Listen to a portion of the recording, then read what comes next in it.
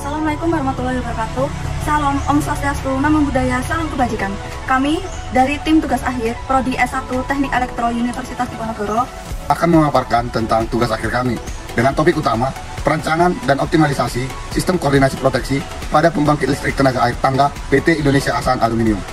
Perkenalkan, nama saya Franciscus Saverius Darane Baho dengan NIM 210601201200035 dengan subjudul tugas akhir perancangan setting relay diferensial dan evaluasi sistem proteksi pada saluran transmisi 275 kV PT Indonesia Asahan Aluminium. Perkenalkan, saya Latifah Nurul Azizah dengan NIM 210601201300074 dengan subjudul optimalisasi sistem koordinasi proteksi pada generator transformator berdasarkan waktu pemutusan kritis pada PLTA tangga PT Indonesia Asahan Aluminium. Baik, berikut adalah latar belakang permasalahan pada PLTA tangga yang kami angkat sebagai tema tugas akhir, yang dimana pernah terjadinya gangguan hubung singkat fasa ke tanah pada saluran transmisi yang menghubungkan antara PLTA tangga dan pabrik Kuala Tanjung pada bulan Juli 2020. Hal ini disebabkan karena adanya kesalahan koordinasi proteksi pada pembangkit dan saluran transmisi 275 kV. Nah, kesalahan koordinasi ini terjadi saat adanya gangguan hubung singkat pada saluran transmisi, dan dapat dilihat pada gambar tersebut terdapat arus hubung singkat dan gangguan yang dimana saluran transmisi mengenai pohon, sehingga menyebabkan ketidakseimbangan nilai arus dan impedansi pada saluran transmisi yang memicu terjadi motor di pembangkit PLTA tangga bekerja. Yang pertama, standar atau acuan yang saya gunakan adalah IEEE C37 tahun 2015, kemudian SPLN tahun 2010, dan buku pedoman petunjuk sistem proteksi transmisi dan gardu induk Jawa Bali. Kemudian di sini dapat kita lihat untuk single line diagram saluran transmisi pada PT Indonesia Asahan Aluminium yang disimulasikan dengan etap 19.01. Nah, setelah mendapatkan hasil setting relay diferensial pada saluran transmisi tangga menuju Kuala Tanjung dengan data-data yang didapatkan, untuk kesetilan arus pickup minimumnya itu sebesar 0,34 ampere dan arus pickup minimum atau IS2 nya itu sebesar 2,5 ampere, untuk slop 1 nya itu sebesar 20% dan slop 2 atau kemiringannya itu sebesar 100%. Nah, kemudian hasil resetting dari relay jarak sebagai pengaman cadangan merupakan tabel kondisi existing pada relay jarak. Di sini didapatkan untuk zona 1 harus mendapatkan resetting dan zona 2 juga harus mendapatkan resetting karena belum sesuai dengan standar acuan. Dilihat untuk kondisi existingnya, relay jarak terbagi menjadi 3 zona 1, zona 2, dan zona 3. Kemudian hasil resettingnya dapat dilihat pada tabel kedua. Di sini didapatkan untuk zona 1 dan zona 2 sudah sesuai jangkauan standar dan waktu resetting diubah menjadi 0,2 detik dan 0,5 detik, sedangkan untuk zona 3 dinonaktifkan atau disable atau NPB. Dan untuk kondisi dari overcurrent relay dan ground fault relay, sebelumnya pada grafik dapat dilihat setting pickup dari overcurrent relay dan ground fault relay terlalu tinggi yang mengakibatkan relay tidak peka terhadap gangguan. Didapatkan untuk hasil resetting pada tabel berikut dan grafik berikut. Nah, di sini setelah resetting didapatkan grafik yang sesuai, yaitu pembacaan relay terhadap arus yang melebihi ampacity atau float ampere itu terlalu renggang atau semakin peka terhadap gangguan. Kemudian dapat kita simulasikan pada etap.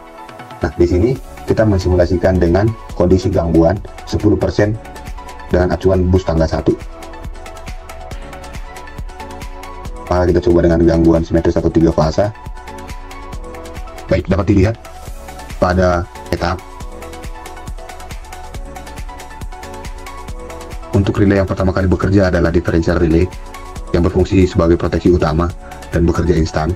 Kemudian untuk relay yang kedua yang bekerja itu adalah relay jarak pada sisi tangga power karena acuannya adalah 10% dari bas tangga 1.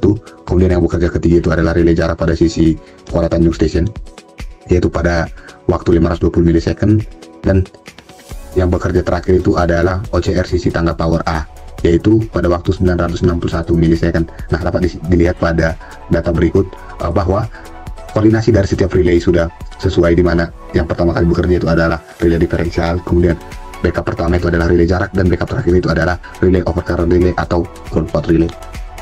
Lalu pada subjudul yang saya angkat itu menggunakan standarisasi yang digunakan. Terdapat 3 standarisasi yang saya gunakan sebagai pedoman untuk mengevaluasi relay proteksi yang ada di PLTA tangga agar lebih optimal. Yang pertama, lalu pada gambar dan data grafik merupakan data dari arus hubung singkat bus tangga A1, A2, A3, dan A4, dan arus hubung singkat bus tangga B1, B2, B3, B4. Lalu selanjutnya kita akan melihat pada gangguan 3 fasa di bus tangga A1.